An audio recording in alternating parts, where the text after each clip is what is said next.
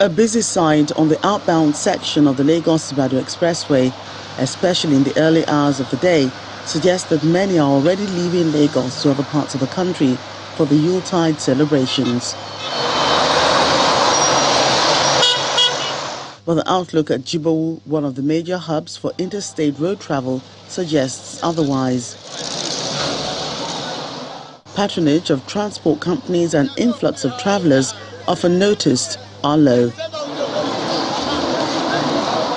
By this time last year, the numbers of people who want to travel is small, but this time it has reduced drastically. So I think it's because maybe one, the security, and two, maybe the economic situation. During this kind of season, it takes at least 20 minutes. It should be full because the passengers, the numbers of people coming are more. But right now, you can see people are still waiting. The time is, the sun is out and passengers are not coming. The same situation applies to Owena Motor Park in Ojota. The activities here are skeletal, with only few passengers on ground. We've been here since 6:30. This is the second bus leaving the park this month. Like, it will leave about 8:39, and I think there's another one loading. But we're just going to our village, to our town all the time, not minding the expenses and not minding the situation. Even the kidnappers will never stop us because we know how to handle them. Compared to the previous years, by now a lot of people will have been on transit. I can see the empty buses in there. So that's to tell you that the turnout is so low. So because the early in the morning, like 5, 6, it was relative as 6. So people are not really traveling. While some travellers have resolved to stay back in the cities to celebrate quietly, others are determined to travel home against all odds.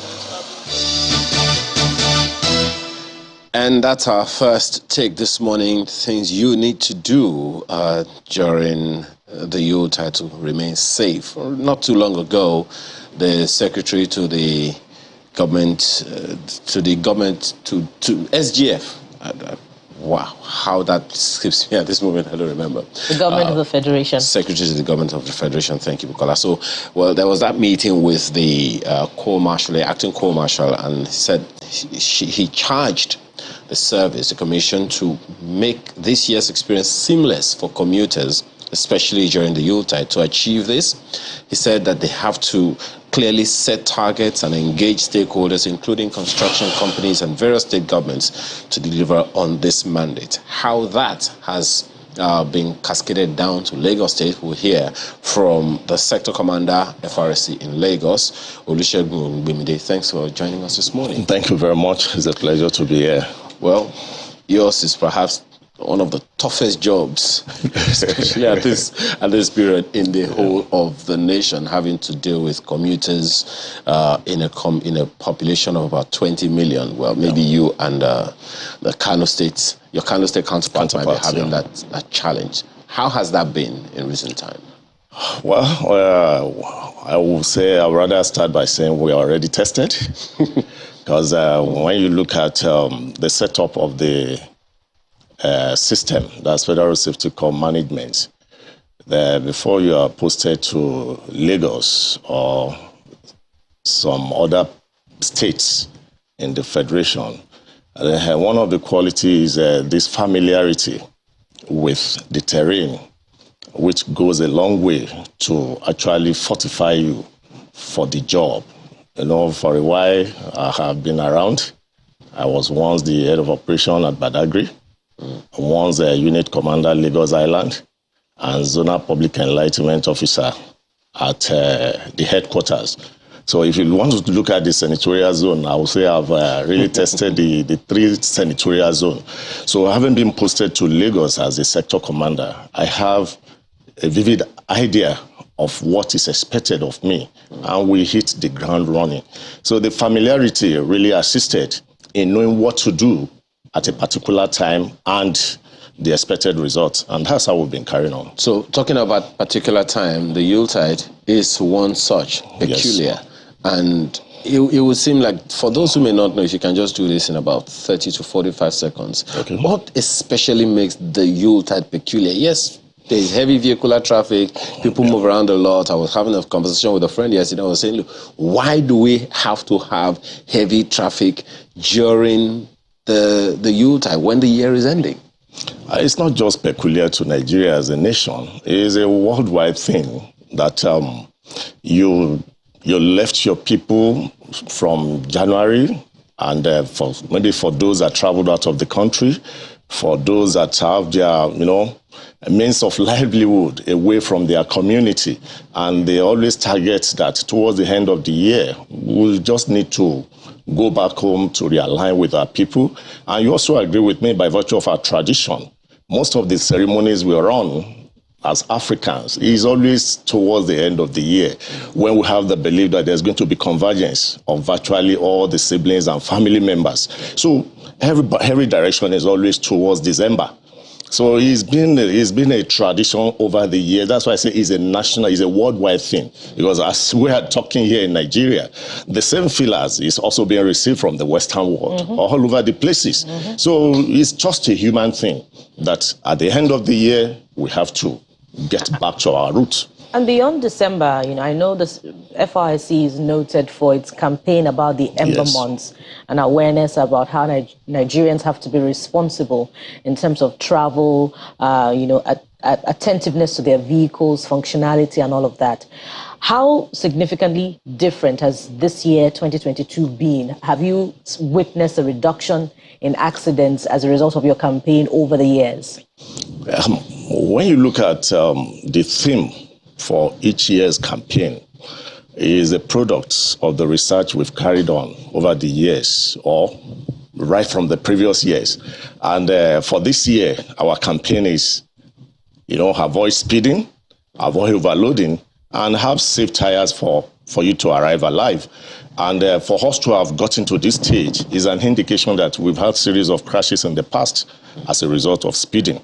That's when you have a crash as a result of speeding, you know that definitely is going to be fatal. And the effect of overloading too on safety on our roads, before we now mention the issue of tires. And these are the things we have managed over the years. And for us to have specifically picked on this theme for this year is because we know the implication. And I will not deceive you, it has paid off. Because by virtue of the policies that have been put in place. So the way I rate the impact of our policies is what will have happened if these policies have not been put in place. Judging from the issue of speeding, we introduced the policy of speed limit device, because we know with a wide and vast road network, there's no way FRSC can do route lining on all the roads to calm speed.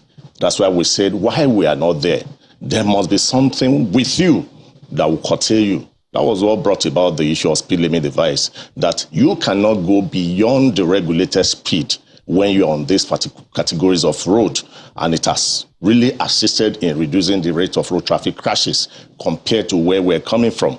And when you also look at the role the safe to load concept has played, safe to load is, in the past, when we're doing traditional way of road safety, we go about pursuing tankers and trailers on our highways.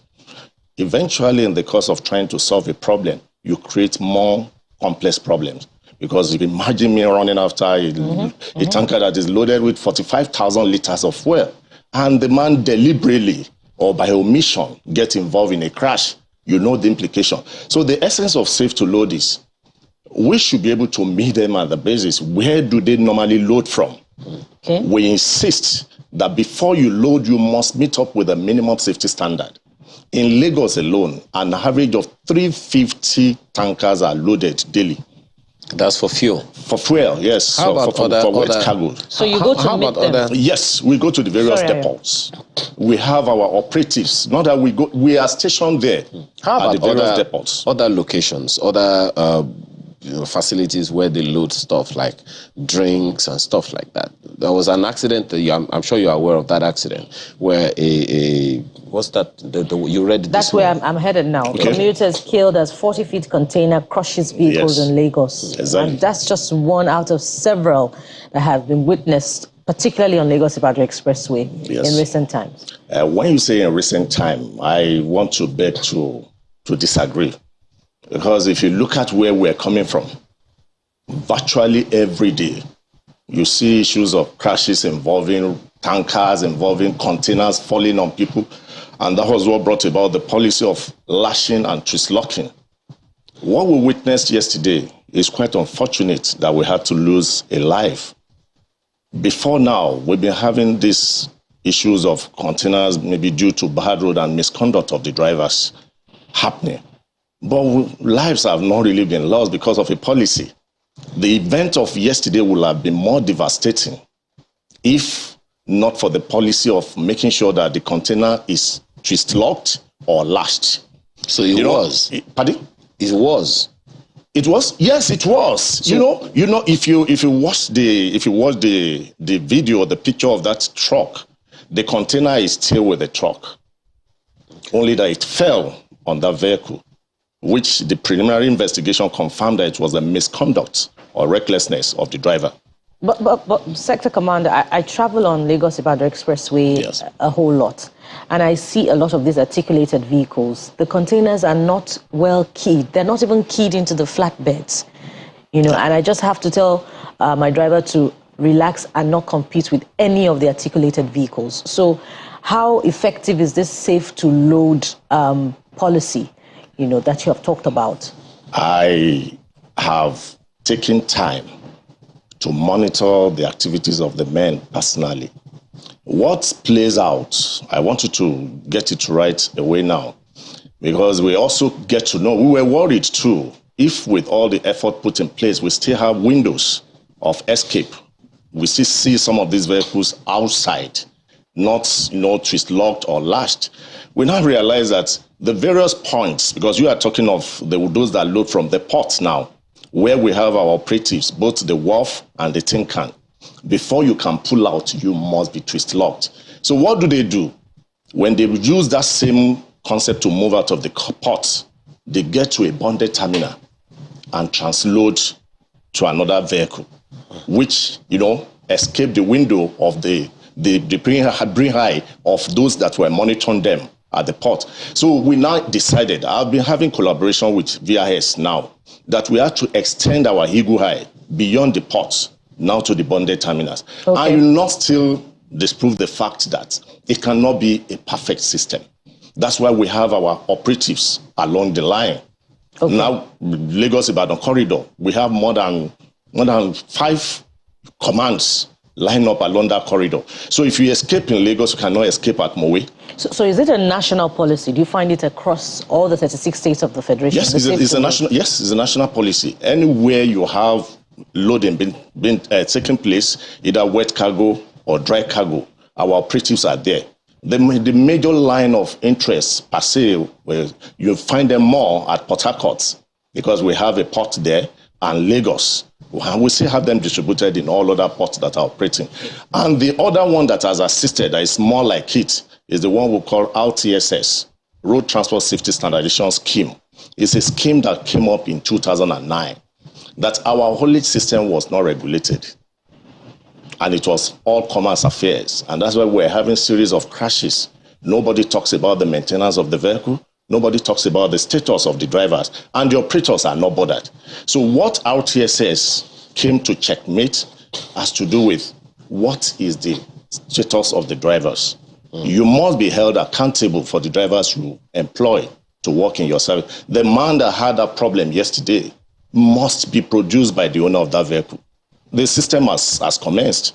It can only run, it can't run forever, because until we decide to take responsibility for our misbehavior and misconduct on the highway, we'll continue to be, business as usual. But I think the narratives has changed. And the second one is that you must be able to account for the type of vehicles you are putting on the road. While the third one is the operator. What provisions, what facilities have you put in place for the comfort of your drivers? Does this, I believe that this spreads to corporate organizations as well? Majorly. Okay. Because the concept is any establishment, fleet operators that has more than 4-5 vehicles in their fleet must be registered under that policy. I'd like you to speak to capacity now. You said your men are deployed across the highways, but how much, can you afford to do that to the extent that emergencies can happen at any time? They can happen, at night. Yeah. How swiftly can the Commission respond in case we have, an emergency that occurs around midnight? Yes. Let me start from the tracking process. All our patrol vehicles are tracked. So anywhere the vehicle is, from the headquarters, they know the location. And technology has really played a very germane role here. That when you call 122, it hits Abuja. And the location of that crash, the nearest, either the command or a station patrol vehicle gets to that place. That's why we boast of 15 minutes response time to any crash that occur. But there's even an improvement. We call it National Post-Crash Care Initiative. That's the first responders that we have them now. They are not members of Federal Safety Corps. They are just, volunteers that are willing to assist. We've been able to build their capacity. That's what we're busy doing over the month towards achieving what we intend to achieve this end of the year. What role are they playing? That artisan that you see by the roadside, that organizer, that one selling by the right, has been trained by FRSC. He's been taught on the rudiments of, assessing victims. He has two major roles to play. As he's attending to that person, he has sent signal to us. You can't be everywhere, and information is what we operate with. Okay. A crash could happen by your doorstep. If you are not informed, you might not even know. And that's the role they play. So the moment the crash could occur close to where they're operating, they call us. So they're like first responders? First responders, that's what they are. Okay. So they move straight to the scene to apply first aid, on the victims while we are coming with a larger rescue team. And that is what has really paid off. Okay. So as regards response time, FRSC has gotten it perfect. Okay. Let's speak to, because I know that our time will soon be off. Let's speak to those who were traveling in their private vehicles. Yes. You talked about the tires the other time. Let me just, quickly say this. There are people who don't know that their tires can expire. Mm-hmm. Please educate. Yes.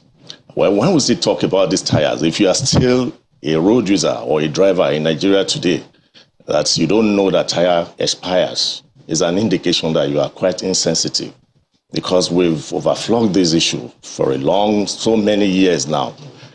If you look at your tire, dead, so if you look at your tire, for you to know whether it's expired or not, we all know that the expiration time of tires is 4 years. You see 4 figures inside the box. It's well carved out. I think the manufacturers have assisted us in this regard. It's well carved out. 4 figures. The first 2 is the week, while the last 2 is the year. Assuming you have something like 12/20, is an indication that that tire was manufactured 12th week. So if you want to divide it by 4 weeks per month, that's March 2020. So hard 4 to 2020. So definitely that tire expires 2024. So that is the way you can look at it. But it's not just about when the tire will expire. What about the usage? I picked up a tire and I don't go beyond Lagos. The same day with you that runs Lagos Maiduguri. So naturally your tire will be out of place before mine. So it's either it's worn out or it's torn. So appropriately you have to change the tires. So essentially, that's one of the things that the traveler they have to consider. Okay, what other things should they pay attention to, especially because many will be traveling in their private vehicles to go home? Why we lay more emphasis on commercial vehicles is because we hold them that responsibility to protect them. I know, but also protect the private. Because when you look at the face of your madam, that's your speed limit device. When you look at the face of your children you have in the vehicle, that's your speed limit device. It curtails you. But the driver that is driving commercial vehicle does not have relationship with his own. Is the motive is let me drop them and make my money and run back. And that's what pushes whatever he tends to gain on that road. But let me just count it this way for all of us across the board, that we should operate the principle of defensive driving. That says, in the course of your journey, you are going to encounter 5 enemies.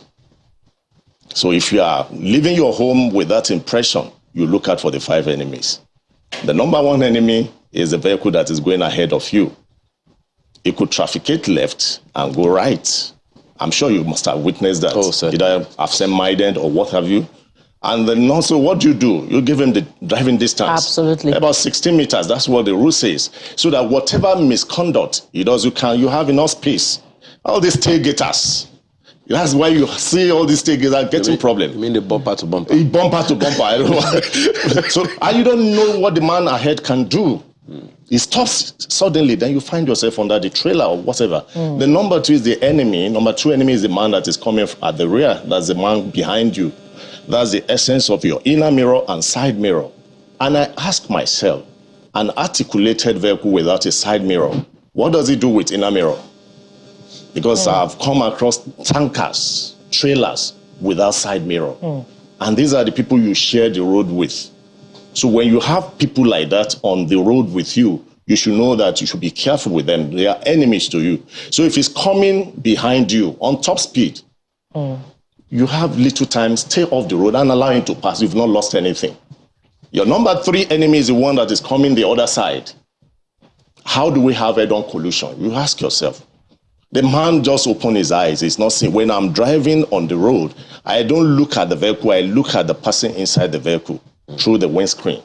You'll be so surprised that that man is either picking an item on the floor of the vehicle, or is making call, or is even dancing or chatting. We'll come to the music part. So you have to be conscious of what that man is doing. So what do? You place it. While you are driving, you are conscious that this guy could break all these barriers. They said it's express. Have you not seen vehicles that break barriers and come to kill people at the other side? So you prepare your mind in case he veers off. Where do we escape to? Who are the fourth and fifth enemies? The fourth enemy is what we call distraction.